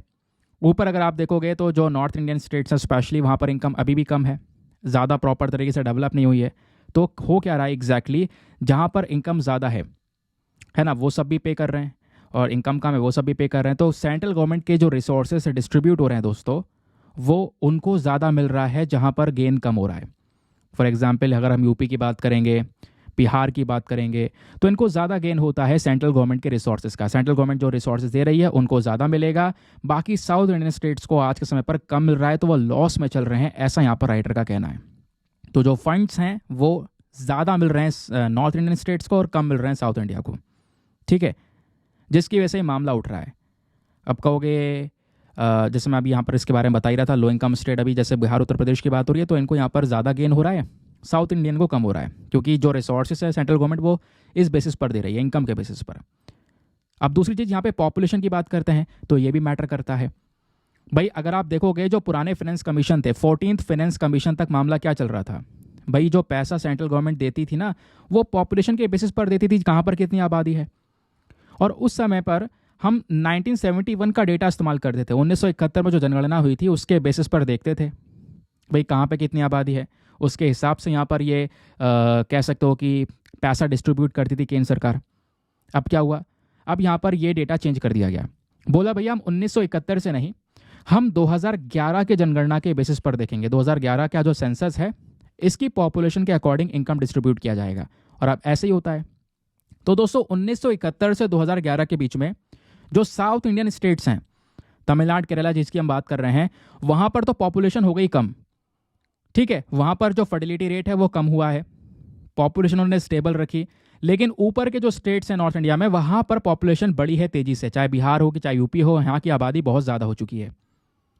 तो ये जो डेमोग्राफिक चेंज है, ये डेमोग्राफिक चेंज जो हुआ दोस्तों 2011 तक ऊपर की जनसंख्या ज़्यादा हो गई, नीचे जनसंख्या कम हो गई, जिस बेसिस पर अब जब केंद्र सरकार रिसोर्सेज को डिस्ट्रीब्यूट कर दिए तो वो पॉपुलेशन के आधार पर, तो आबादी के आधार पर जब डिस्ट्रीब्यूशन होगा तो वो ऑब्वियस ही बात है, जहाँ पर आबादी ज़्यादा है उनको ज़्यादा मिलेगा शेयर, और नीचे यहाँ पर जो स्टेट्स हैं उनको यहाँ पर शेयर कम मिल रहा है। वही यहाँ पर राइटर इस चीज़ को एक्सप्लेन कर रहे हैं। तो इसमें हमें यहाँ पर एक सुधार करने की ज़रूरत है, ये यहाँ पर इनका कहना है। क्लियर? तो मुद्दा क्या उठ रहा है ये मैंने आपको एग्जैक्टली बता दिया। चलिए आगे आते हैं नेक्स्ट एडिटोरियल पर। अगला जो एडिटोरियल है ये जस्ट इसी के नीचे है, इस वाले के नीचे ही यहाँ पर यह देखने को मिलेगा। तो मधुसूदन बांदी साहब हैं जिन्होंने इस पूरे एडिटोरियल को लिखा है। ये बात करते हैं वेस्टर्न घाट्स के बारे में। तो वेस्टर्न घाट्स स्पेशली यहाँ पे जब इंडिया का मैप आप देखोगे नीचे से, ठीक है, तो जो हमारा ये पेनिनसुलर इंडिया वाला रीजन है, नीचे आपको तमिलनाडु केरला देखने को मिल जाता है। तो यहीं पर ये जो घाट है ना हमारा, ये वेस्टर्न घाट कहलाता है। ठीक है, और ये वाला जो घाट है ये हमारा ईस्टर्न घाट्स कहलाते हैं। वेस्टर्न घाट में कई सारी पहाड़ियाँ हैं, लंबे एरिया में फैला हुआ है, जंगल हैं, इस तरीके से पूरा वेस्टर्न घाट्स डेवलप हुआ हुआ है। तो दोस्तों इन वेस्टर्न घाट्स में कई सारी ट्राइब्स रहती हैं, अलग अलग जनजातियों की कम्युनिटियाँ यहाँ पर आपको देखने को मिलेंगी। तो जो ट्राइब वेस्टर्न घाट्स में रह रही है, स्पेशली कौन सी ट्राइब? फानी येरावा ट्राइब। ध्यान रखिएगा, इंपॉर्टेंट एक क्वेश्चन बन सकता है। तो ये जो ट्राइब है वैसे कर्नाटका में रहती थी, लेकिन कर्नाटका से धीरे धीरे केरला में जा रहे हैं। कर्नाटका में वेस्टर्न घाट्स में अपने जगह पर पहाड़ों में जंगलों में रहा करते थे, लेकिन अब ज़्यादा कोई फ़ायदा नहीं हो रहा है, तो ये कहाँ पर जा रहे हैं? केरला में पहुँच रहे हैं। और केरला में जाकर यहाँ पर इनकी कम्युनिटी बिगड़ रही है। अब वो बिगड़ क्या मतलब क्या है आगे मैं आपको समझाऊंगा। वही यहाँ पर राइटर बोलते हैं कि गवर्नमेंट को इस चीज़ में थोड़ा ध्यान रखने की ज़रूरत है। मैटर क्या समझते हैं? तो दोस्तों जब बात करते हैं वेस्टर्न घाट्स की, तो कर्नाटका, केरला है ना, सब जगह में वो वेस्टर्न घाट्स फैले हुए हैं। तो कर्नाटका का जो सेक्शन है वेस्टर्न घाट का, वहाँ पर स्पेशली कोई गांव है, मकुता विलेज है, वहीं पर आपको देखने को मिलेंगे कुछ और विलेजेस भी हैं, है ना। तो वहाँ पर जो ट्राइबल कम्युनिटी है, स्पेशली फानी येरावा ट्राइब, वो रहती है। अब क्या हुआ, जो ये गांव था, जो ये पूरा विलेज था, है ना, यहाँ पर ट्राइब रह रही है लंबे समय से। लेकिन लंबे समय से रहते रहते दोस्तों होता क्या है, 2021 में दो अलग अलग जो लोकल पीपल हैं, स्पेशली यहाँ पर कह सकते हो एक मुस्लिम ग्राम पंचायत मेंबर और कह सकते हो कुछ और यहाँ पर हाउस होल्ड्स हो गए, इन्होंने सक्सेसफुली यहाँ पर क्या किया, जंगल के अंदर में जो लैंड है उसको यहाँ पर क्लेम किया। कहने का मतलब है येरावा ट्राइब जंगल में रह रहे थे। अब क्या हुआ है, फॉरेस्ट राइट एक्ट जो है हमारे पास में, है ना, जंगलों को लेकर जो अधिकार की बात करता है, इस एक्ट के तहत कुछ ज़मीन उन्होंने क्लेम की कि भैया ये हमारी ज़मीन है। ठीक है, वो यहाँ पर क्लेम हुई। क्लेम होने के बाद में वहीं से यहाँ पर इनका अर्निंग हो रहा है, क्योंकि एक सर्वे भी कंडक्ट किया गया फॉरेस्ट के थ्रू। ठीक है, forest revenue social welfare department ने सर्वे किया, जिसमें यहाँ पर जो बताया येरावास के बारे में कि जो येरावास हैं ये इन जंगलों में 135 एकड़ की ज़मीन में यहाँ पर रह रहे हैं। इनके जो पूर्वज हैं वो भी लंबे समय से यहाँ पर रह रहे हैं, तो ज़मीन पर राइट है इनका। तो इनका जो राइट है, फॉरेस्ट राइट है, वो मिला इनको। लेकिन फॉरेस्ट राइट मिलने के बावजूद भी जो ये ट्राइबल्स हैं ये ज़्यादा कह सकते हो खुश नहीं रहे। रीज़न ये था कि ये जो कमा रहे थे, खा रहे थे, इनका जो पूरा जीवन चल रहा था वो उस पूरे जंगल के बेसिस पर चल रहा था। जंगल से जो लकड़ियाँ प्राप्त हो रही हैं, जो भी चीज़ें प्रोड्यूस हो रही हैं, उसको सेल करके उससे यहाँ पर अपना पूरा लाइवलीहुड ये चला रहे थे। ठीक है, तो लाइवलीहुड चलने की बात हो गई। अभी हम बात कर रहे थे कहाँ पर, कर्नाटका की। तो ऊपर आप दोस्तों देख पाओगे ये हो गया कर्नाटका और ये हो गया नीचे केरला। तो जो येरावा ट्राइब है वो कर्नाटका में इस प्रकार से वेस्टर्न घाट्स में रहा करती थी। ठीक है, अब मैंने बताया ये राइट्स थे इनके पास में प्रॉपर तरीके से, है ना, ये कैसे अपना जीवन जी रहे थे। जो भी फॉरेस्ट का कलेक्शन था, जो भी कलेक्ट करते थे उसको बेचते थे, उसी से यहाँ पर उनका पूरा जीवन चल रहा था। लेकिन बीच में क्या हुआ, मार्केट ये वाला डाउन हो गया ज़्यादा। अब जो इनकी सेलिंग है वो भी कम हो गई। बीच में मिडिल मैन हुआ करते थे, वो इनको पूरी तरह से बर्बाद कर देते थे अपने फ़ायदे के चक्कर में। तो धीरे धीरे यहाँ पर इनका पूरा काम चौपट हो गया। अब इनका एक्सपीरियंस ख़राब हो गया, अब इनको प्रॉपर एक्सपीरियंस भी नहीं है कैसे काम करना है। तो ये सब जैसे ही हुआ, तो ये जो लेबर है दोस्तों यहाँ, सॉरी, जब ये सब कुछ इनके साथ में हुआ, तो ये जो येरावास थे ये ऊपर वाला एरिया छोड़कर, कर्नाटका छोड़ के सीधे नीचे केरला में चले जाते हैं लेबर का काम करने के लिए। तो यही हो रहा है, ये अच्छी कमाई के लिए, क्योंकि अब कमाई हो नहीं पा रही है ऊपर, तो अच्छी मजदूरी कमाने के लिए एज अ लेबर के तौर पर काम करने के लिए कहाँ पर जा रहे हैं, ये केरला के अंदर कसारगोड में, जो कि बस खाली 10 किलोमीटर की दूरी पर है। और क्योंकि बस पास में, केरला के पास में रह रहे थे ये लोग, तो मलयालम वगैरह जानते हैं, केरला में मलयालम बोली जाती है, तो उस कंफर्टेबल है बोलने के लिए, तो काम मिल जाता है इन्हें। अब काम मिलने के बाद में वहीं पर जाकर मजदूरी कर रहे हैं। ठीक है, वही सुबह 9 से 5 तक की मजदूरी हो रही है, कमा रहे हैं, खा रहे हैं, पैसा यहाँ पर इनके पास में आ रहा है, समझ गए। बट ऊपर से जो पहले अपना जो जंगल के प्रोड्यूस हुआ करते थे उससे जो कमा रहे थे वो वाला इनकी कमाई पूरी तरह से ख़त्म हो गई। लेकिन पता है प्रॉब्लम क्या हुआ, जब ये केरला में पहुंची नहीं ये कम्युनिटी, तो एक चिंता वाली बात पैदा हुई। रिसर्च रिपोर्ट में ये बताया गया कि जो नॉन ट्राइबल लोकल लोग थे वहाँ पर, यानी कि जिस जगह पे ये गए कसारकोड के अंदर, वहाँ पे जो ऑलरेडी लोग प्रेजेंट थे, जो मजदूरी का काम कर रहे थे इनके साथ में, वो सुबह काम करके आके शाम को आकर घर में शराब वगैरह पिया करते हैं, अल्कोहल वगैरह पीते हैं अपनी पूरे दिन की थकान को ख़त्म करने के लिए। अब धीरे धीरे क्या हुआ, जो ट्राइबल कम्युनिटीज़ छोड़ छाड़ के वहाँ पे पहुँची है, उनके साथ में काम कर रही है, वो भी इसी एक्टिविटी में इन्वॉल्व हो गए, वो भी इस तरीके से इंटॉक्सिकेशन के शिकार हो गए। दोस्तों धीरे धीरे वो जो कम्युनिटी है उसका एग्जिस्टेंस भी ख़त्म हो रहा है, लोग यहाँ पर पीना शुरू कर चुके हैं वहाँ पर जाकर। ठीक है, वो भी इसी आदत में लग चुके हैं। इससे बच्चों के अटेंडेंस स्कूल के अंदर में प्लस उनका पूरा डेवलपमेंट वगैरह कुछ भी नहीं हो पा रहा है। ये बात यहाँ पर राइटर ने मेंशन की है। तो इस नशे की शिकार की वजह से प्रॉब्लम्स में वो कम्युनिटी पूरी तरह से फंस रही है। धीरे धीरे यहाँ पर इनकी संख्या भी कम हो रही है। ठीक है, यारावा ट्राइब की। तो यारावा ट्राइब के बारे में कई सारे आसपास के लोगों ने बताया है ना, दुख प्रकट किया इन सब चीज़ों को लेकर कि हाँ, ये कम्युनिटी के लोग जो हैं ये पूरी तरह से अल्कोहल एडिक्शन में फंसते चले जा रहे हैं। ठीक है, और यहाँ पे कम्युनिटी की जो पॉपुलेशन है वो आधी हो चुकी है और कम हो रही है। अब हम नहीं चाहते ये पॉपुलेशन पूरी तरह से ख़त्म हो जाए, फिर बस खाली आगे नाम ही रहे कि हाँ, यारावा ट्राइब कम्युनिटी कुछ हुआ करती थी। तो वही चीज़ों को हमें यहाँ पर देखना होगा, गवर्नमेंट को इसके अंदर में इंडल्ज होना होगा, आना होगा। ये बात यहाँ पर राइटर बोलते हैं। राइटर का कहना यह है कोई भी गवर्नमेंट ऑर्गेनाइजेशन नहीं है यहाँ पर, कोई भी गवर्नमेंट ऑफिशियल इस पर्टिकुलर इशू को लेकर काम नहीं कर रहा है। तो हमें इस मामले को देखना होगा। कुछ लोकल ट्राइब्स से हम लोगों ने यहाँ पर इनके व्यूज़ को एक्सप्रेस करवाया, समझा, तो हाँ, ये मामला जो है थोड़ा सीरियस होता चले जा रहा है। तो हमें उनका जो कंसर्न है वो समझना होगा, प्लस ये जो एडिक्शन है इससे लड़ने के लिए यहाँ पर उनके साथ में थोड़ा सा काम करना होगा। ठीक है, आई होप आपको इसके बारे में एक बढ़िया तरीके से क्लैरिटी मिल चुकी है कि पर्टिकुलर इशू चल क्या रहा है। चलिए आते हैं एक और एडिटोरियल की तरफ, एक और इंपॉर्टेंट एडिटोरियल जिसको आप जीएस पेपर नंबर 2 पॉलिटी के साथ में लिंक कर सकते हैं। यहाँ पर बात हो रही है टाइम टू प्रोहिबिट जजेस फ्रॉम ज्वाइनिंग पॉलिटिक्स। तो दोस्तों मैटर क्या है जरा समझते हैं। यहाँ पे जो राइटर हैं वो हैं कालेश्वरम राज, जो कि खुद एडवोकेट हैं। इन्होंने यहाँ पर कुछ टॉपिक मेंशन किया है जो कि इम्पॉर्टेंट है। राइटर बोलते हैं कि एक जज हुआ करते थे जस्टिस अभिजीत गंगोपाध्याय। तो हाल ही में क्या हुआ, वह पहले कलकत्ता हाईकोर्ट के जज हुआ करते थे। उन्होंने कलकत्ता हाईकोर्ट के जज के पद से रिज़ाइन कर दिया। रिज़ाइन करने के बाद में उन्होंने सीधा बीजेपी को ज्वाइन कर लिया। ठीक है, उनका कहना यह है कि मैंने बीजेपी को अप्रोच किया, बीजेपी ने मुझे अप्रोच किया, मैंने जॉब छोड़ी और मैं जाकर यहाँ पर बीजेपी को ज्वाइन करके पॉलिटिक्स में आ गया। तो राइटर यहाँ पर यही कह रहे हैं जजेस को पॉलिटिक्स से बिल्कुल दूर रहना है। अगर जज का पॉलिटिक्स में इन्वॉल्वमेंट हो गया तो समझ लेना देश का कॉन्स्टिट्यूशन हो गया खराब, क्योंकि जुडिशरी हमारी इंडिपेंडेंट है और जुडिशरी अगर यहाँ पर सरकार के साथ मिलकर काम करेगी देन इट्स ओवर। ये राइटर ने यहाँ पे मेंशन किया। राइटर यहाँ पर बोलते हैं कि जो मिस्टर गंगोपाध्याय साहब थे, ये जब जज हुआ करते थे तो अक्सर अपने गलत रीजंस की वजह से चर्चाओं में रहे। उन्होंने एक टीवी चैनल पर इंटरव्यू दिया जहाँ पर वेस्ट बंगाल की जो सरकार है ना, जहाँ पर कुछ स्कूल में जो जॉब दी जा रही थी घूसखोरी करके, वहाँ पर उस पर्टिकुलर मामले को लेकर क्रिटिसाइज़ किया। एक कंट्रोवर्सी वगैरह बाद में क्रिएट हुई। बाद में यहाँ पर एक डिवीजन बेंच का जो पूरा मामला था उनके ऑर्डर को डिफाई किया, जिस बेसिस पर ये न्यूज़ में बने रहे। फिर उसके बाद जो हमारे चीफ जस्टिस ऑफ इंडिया है डीवाई चंद्रचूड़ साहब, उनका कहना यह था कि भाई जो जजेस होते हैं इनको टीवी इंटरव्यूज़ में जाने की ज़रूरत नहीं है। जो जजेस हैं उनको टीवी इंटरव्यू में जाने का उनका कोई बिजनेस नहीं है, तो बट आप टीवी इंटरव्यू में जाकर यहाँ पर कोई बात मेंशन कर रहे हो। ठीक है, तो ये पर्टिकुलर मामला यहाँ पर अभी सीधा उठकर आया गंगोपाध्याय साहब के ऊपर में। उसके अलावा राइटर ने ये बोला कि जो हमारे पहले पूर्व यूनियन मिनिस्टर अरुण जेटली साहब थे, उन्होंने यहाँ पर ऑलरेडी बता रखा है कि जो ये जजेस हैं दोस्तों, जो ये जज है वो कभी कभी यहाँ पर क्या कर रहा है, अगर मान लो जज है जो है वो समय से पहले रिटायरमेंट ले रहा है, मतलब वो अपने रिटायरमेंट की बाद की जो पूरी लाइफ है उसको यहाँ पे पक्की करने की कोशिश कर रहा है। ठीक है, तो इस जब मैटर्स ऐसे कई सारे उठे ना, तो अभिजीत गंगोपाध्याय साहब जिन्होंने यहाँ पर ये नौकरी छोड़ी थी, जो यहाँ पे पॉलिटिक्स में एंटर हुए, उनका कहना यह है कि मैंने कभी कोई पॉलिटिकल जजमेंट पॉलिटिकली बायस होकर दिया ही नहीं।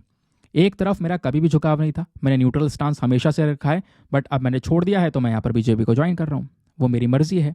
ठीक है, इस वजह से मैं यहाँ पे काम किया, तो इस वजह से यहाँ पर क्या हुआ, मैंने जुडिशरी को छोड़ दिया, मैंने जाकर सीधा पॉलिटिक्स को ज्वाइन किया। अब राइटर यहाँ पर ये बोलते हैं ये काम जो हो रहा है ना, ये बहुत आसान है करना, ये आसान है, कोई भी कर सकता है, लेकिन जो जुडिशरी है दोस्तों, ये कहीं ना कहीं इसके ऊपर इम्पैक्ट पड़ रहा है। क्योंकि अगर आप देखोगे तो हम लोग बात करते हैं ना लेजिस्लेटिव, एग्जीक्यूटिव, जुडिशरी, ये 3 इंपॉर्टेंट पिलर्स हैं हमारे भारत के लिए। लेजिस्लेटिव जो कानून बना रही है, एग्जीक्यूटिव जो इंप्लीमेंट कर रही है, अब जुडिशरी जो इसको चेक करती है। तो इंडिया जो है यहाँ पर अगर आप देखोगे तो अगर जो जजेस हैं, जुडिशरी है भारत की, वो इंडिपेंडेंट है, उस पर किसी का दबाव नहीं, खुलकर यहाँ पे अपने पक्ष को वो रखेंगे, जो मैटर्स होगा उसके बीच में आएंगे।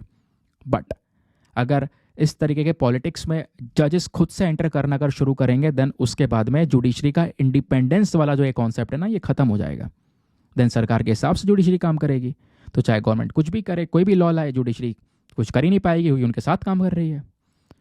इस वजह से यहाँ पर क्या होगा, फिर वही मैटर हो जाएगा, गवर्नमेंट की चलेगी ज़्यादातर।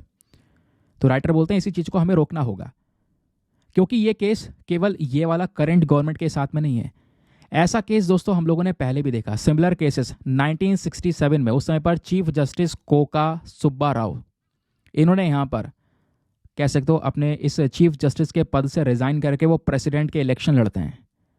ऐसे ही दोस्तों 1983 में सुप्रीम कोर्ट के जज बहारुल इस्लाम, इन्होंने भी यहाँ पर रिजाइन किया और फिर बाद में एज अ राज्यसभा के मेंबर बने।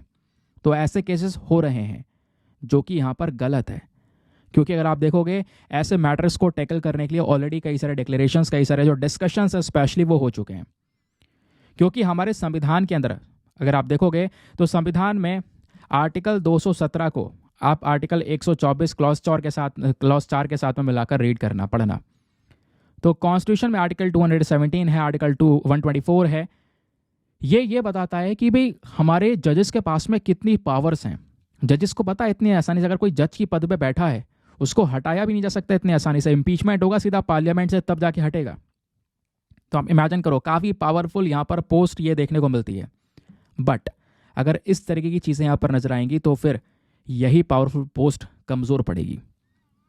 राइटर का कहना यह है कि संविधान के अंदर अगर आप देखोगे जो हमारा तीसरा शेड्यूल है, पैराग्राफ 8 जो है तीसरे शेड्यूल के अंदर संविधान में, वो डिमांड करता है जो जज है वो बिना किसी डर के अपनी ड्यूटी को परफॉर्म करे, अपनी पावर के साथ में, अपनी सक्षमता के साथ में। और इसी को लेकर दोस्तों Bangalore principles of judicial conduct 2002, इसको एक इंटरनेशनल एक्सेप्टेंस मिला। कई सारे डिस्कशंस हुए यहाँ पर। उस डिक्लेरेशन में ये आया कि जो जुडिशरी होती है उसकी अपनी कुछ वैल्यूज़ हैं। जुडिशरी हमेशा इंडिपेंडेंट होगी, इम्पार्शल होगी, इंटेग्रिटी, इक्वालिटी को यहाँ पर देखकर काम करेगी। तो हमें यहाँ पर जो ये जुडिशरी के अंदर बायसनेस है इसको पैदा भी नहीं होने देना है कभी भी इस जुडिशरी के डिसीजन मेकिंग के अंदर में, नहीं तो फिर जुडिशरी की इंडिपेंडेंस पर एक सीधा धब्बा लगेगा। इस डिक्लेरेशन के कई सारे क्लॉज हुए थे जो बैंगलोर में डिक्लेरेशन हुआ था, उसमें यहाँ पर ऑलरेडी मेंशन किया गया था जो ये जजेस हैं वो यहाँ पर कह सकते हो कि उनको ऐसा होना होगा कि वही कहीं अपनी पार्शलिटी कहीं पर ना दिखाएं, कहीं पर एक तरफ झुकाव ना हो उनका। ऐसा है तो सीधा पद से रिजाइन करें, जो कि किया भी यहाँ पर जो रिसेंट वाले थे जो ये मामला चल रहा है। अब बात है यहाँ पर एक अपॉर्चुनिटी की। राइटर का कहना यहाँ पर यह है कि यहीं से इस पूरे मामले को देखकर जो ये प्रेजेंट एपिसोड चल रहा है, इस मामले को देखते हुए हमारे चीफ जस्टिस ऑफ इंडिया के पास में एक अपॉर्चुनिटी है, एक अवसर है। इस मामले को वो डिटेल से इन्वेस्टिगेट करें और इन्वेस्टिगेट करने के साथ में यहाँ पर हमें एक लॉ की ज़रूरत है, जज के थ्रू बनाए हुए कानून की ज़रूरत है इस टॉपिक के ऊपर में। ठीक है, क्योंकि पार्लियामेंट तो इसमें कोई ज़्यादा एक्ट करेगी नहीं इस मामले को लेकर। तो जज के थ्रू बनाए हुए लॉ की यहाँ पर ज़रूरत है ताकि हम लोग क्या कर सकें, ये जो जुडिशरी है इसको इंडिपेंडेंट है तो इंडिपेंडेंट के तौर पर ही रख सकें। ठीक है, तो ये था हमारा पूरा आज का डिस्कशन। नाउ अब आते हैं हम लोग अपने प्रीलिम्स वाले क्वेश्चन पर, करते हैं सेशन को एंड। तो 2014 का क्वेश्चन था कि भैया 3 नदियाँ हैं, बताओ इन तीनों में से कौन सी नदी है जो अरुणाचल प्रदेश से बहती है। तो सही उत्तर है ऑप्शन नंबर बी 2 और 3, यानी लोहित और सुबनसिरी। ये दोनों नदियाँ अरुणाचल प्रदेश से गुजरती हैं। ठीक है, चलिए मिलते हैं आपसे अगले वीडियो में। आज के लिए bye bye, have a nice day, thank you and जय हिंद।